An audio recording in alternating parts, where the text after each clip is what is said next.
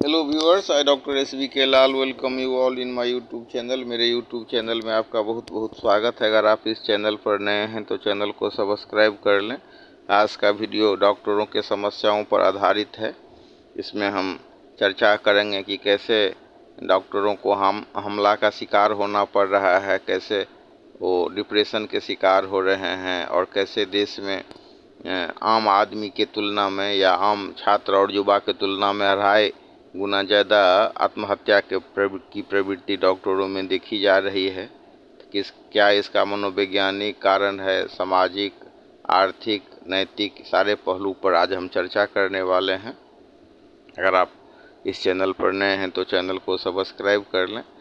आइए शुरू करते हैं कि कैसे हमारे देश में डॉक्टर बनने से पहले जब वो कोई छात्र नीट सब की तैयारी कर रहा होता है तो कोचिंग के दौरान उसको ढेर सारे रकम खर्च करने पड़ते हैं, और फिर इतना पढ़ाई इतनी तैयारी के बाद भी अगर उसका नहीं हो पाता है नीट MBBS कॉलेज सब में एडमिशन या सरकारी मेडिकल कॉलेज में एडमिशन, तो गंभीर तनाव से गुजरने लगता है और उसमें कई बार आत्महत्या की प्रवृत्ति भी देखी गई है। और जब वो डॉक्टर बन जाता है तो फिर हर एक जो मेडिकल कॉलेज है उसकी अपनी अपनी समस्याएं हैं। सरकारी मेडिकल कॉलेज की अलग समस्याएं हैं, तो प्राइवेट मेडिकल कॉलेज में जो छात्र पढ़ रहे होते हैं भारी भरकम फीस और भारी शोषण के साथ उनकी समस्या कुछ अलग तरह की होती है। और जो नीट की तैयारी कर रहे होते हैं कई बार ऐसा भी देखा गया है कि वो बहुत अच्छे तैयारी की स्थिति में आते हैं, लेकिन अगर मतलब पेपर लीक सबका सामना करना पड़ा तो देखते हैं कि जो लड़का सब उनसे बहुत नीचे स्थिति में था वो भी पेपर लीक का सहारा लेकर के डॉक्टर बन गया। तो कहीं ना कहीं नैतिकता की कमी आड़े आती है और देश में की जो व्यवस्था है वो भी इसके लिए रिस्पॉन्सिबल है कि जो छात्र तैयारी करके जिनको होना चाहिए उनको नहीं हो करके पेपर लीक से आदमी या सेटिंग गेटिंग करके जब मेडिकल कॉलेज में दाखिला लेते हैं तो वो कहानी अलग है। तो आज हम देख सकते हैं कि सरकारी मेडिकल कॉलेज में अगर एडमिशन नहीं हुआ तो प्राइवेट से MBBS करने में भारत में 50 लाख से 1 करोड़ रुपया तक लग जाता है। इसी तरह की स्थिति का अगर हम तुलना करें तो भारत की स्थिति बांग्लादेश और नेपाल से भी बदतर है, जहां 20 से 25 लाख रुपया में प्राइवेट मेडिकल कॉलेज सब में एडमिशन हो जाता है। और सरकारी नौकरी लगने पर जो स्थिति होती है उसमें अगर हम कामकाज के घंटे का आकलन करें तो हम देख सकते हैं कि कितनी विषम स्थिति है। मतलब अगर हम जूनियर डॉक्टर लोगों के स्थिति पर ध्यान दें तो 2021 में के एक जर्नल में छपे आंकड़े के हिसाब से देश में 70% जूनियर डॉक्टरों को हर सप्ताह में लगभग 80 घंटे से ज़्यादा काम करना पड़ता है। वहीं 35% डॉक्टर को 100 घंटे से भी ज़्यादा काम करना पड़ता है एक सप्ताह में। मतलब कि कई डॉक्टर रोज़ 14 या 16 घंटे या उससे भी ज़्यादा काम करते हैं। 2017 के नीट टॉपर नवदीप सिंह ने हाल ही में आत्महत्या कर ली। तो हम देख सकते हैं कि जब टॉपर का ये हालत है तो सामान्य जो छात्र हैं उनकी क्या स्थिति होगी। लेकिन वास्तव में हर एक छात्र की ऐसी स्थिति नहीं होती है, लेकिन अगर हम एक आंकड़ा पर विचार करें तो इस आंकड़ा के हिसाब से सामान्य लोगों में जितना आत्महत्या का दर है उसके तुलना में डॉक्टरों में ये 2.5 गुना ज़्यादा आत्महत्या की प्रवृत्ति देखी गई है। और मनोवैज्ञानिकों की बात करें तो कहते हैं कि भावनात्मक रूप से डॉक्टर अपने आप को ज़्यादा मजबूत करके इस समस्या का पार कर सकते हैं। अगर हम बड़े बड़े डॉक्टरों की बात देखें तो तनाव को मैनेज करने के लिए वो योग ध्यान का सहारा लेते हैं, ब्रीथिंग करते हैं, प्राणायाम करते हैं, एक्सरसाइज करते हैं, नियमित रूप से चेकअप करते हैं, वॉकिंग करते हैं। लेकिन जो हमारे जूनियर डॉक्टर्स लोग होते हैं तो उन पर काम का इतना बोझ होता है कि उनको अपना देखभाल करने की माने फुर्सत ही नहीं होती है कई बार। और कई बार जो डॉक्टर लोग होते हैं, डॉक्टर जब बन जाते हैं तो उनका एक ही धुन होता है कि हाउ टू अर्न मनी, कैसे ज़्यादा से ज़्यादा पैसा कमाएं, इस पर वो ध्यान देने लग जाते हैं। और इसका नतीजा क्या होता है कि कहीं न कहीं नैतिकता को लेकर के आज जो भारतीय डॉक्टरों की स्थिति बनी है, कई जगह आप देख सकते हैं कि भयंकर अविश्वास की स्थिति हो गई है डॉक्टरों पर। डॉक्टरों की छवि ऐसी बन गई है कि वो मतलब शोषण करने वाले की, बिना ज़रूरत के ऑपरेशन करने की, बिना ज़रूरत के एंटीबायोटिक चलाने की, या मतलब बिना ज़रूरत के भी टेस्ट लिखने की। तो इस तरह से हम देख सकते हैं कि 25% गंभीर मरीजों पर एंटीबायोटिक आज बेअसर हो गया है। निमोनिया, टाइफाइड, ब्लड इन्फेक्शन जैसी बीमारियों में भी खतरा बढ़ गया है।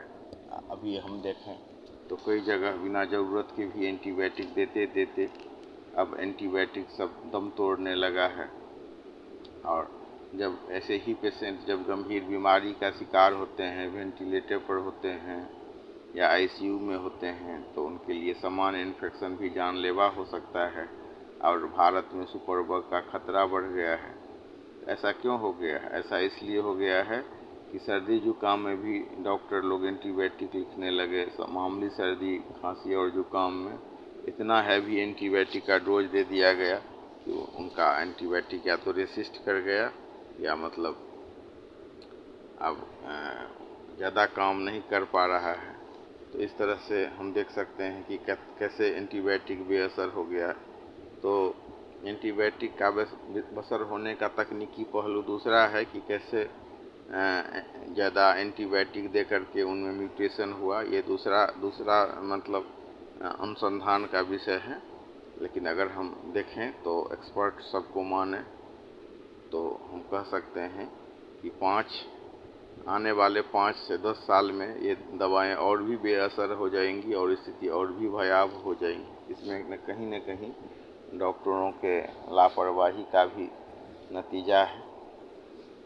और ऐसा होते होते अविश्वास इतना बढ़ गया है कि अगर मतलब सरकारी हॉस्पिटल में भी अगर मतलब पेशेंट सब ठीक नहीं होते हैं या मतलब मर गए तो ये डॉक्टर लोग का परिजनों से लड़ाई होता है। और 4 में से 3 डॉक्टर जो हैं सो हिंसा के कहीं न कहीं शिकार हो रहे हैं। तो इस तरह से असुरक्षा की भावना बढ़ी है।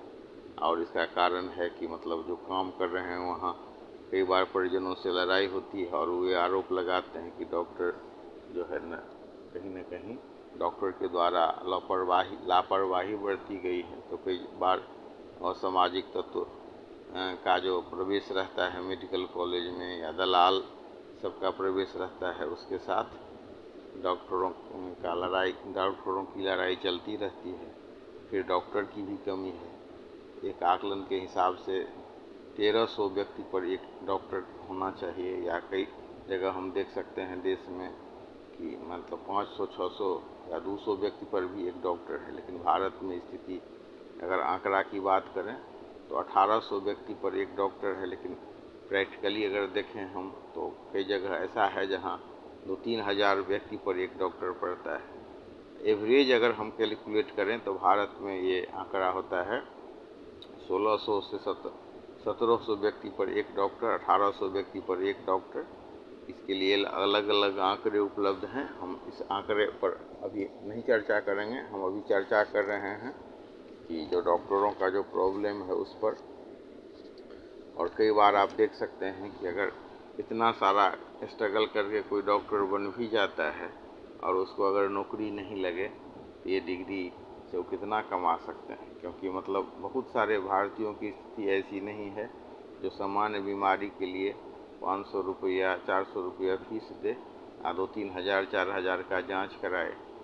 और आप देख सकते हैं कि कई बार जो दुकानदार होते हैं या मतलब झोला छाप डॉक्टर है, वो डॉक्टर के तुलना में कितना कम पैसा में इलाज कर देता है। और कई बार तो आपको झोला छाप और एमडी के इलाज में कोई फ़र्क नज़र नहीं आएगा, क्योंकि उनके भी दोनों ही के द्वारा दवाई का काफ़ी दुरुपयोग किया जाता है। और कई बार तो ये झोला छाप और मतलब ये गांव घर के क्विक होते हैं या मेडिसिन सेलर, वो डरते डरते दवाई देते हैं, हायर एंटीबायोटिक देने से बचते हैं।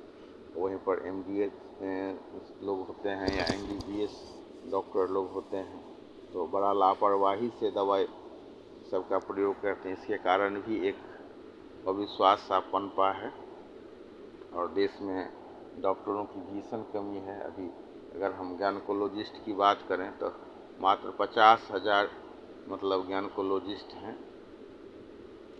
और अगर दूसरे दूसरे विधा के डॉक्टर जैसे आयुष डॉक्टर सब की भर्ती की बात हो तो वो भी कोर्स बीएचएमएस कोर्स सब बहुत महंगा हो गया है।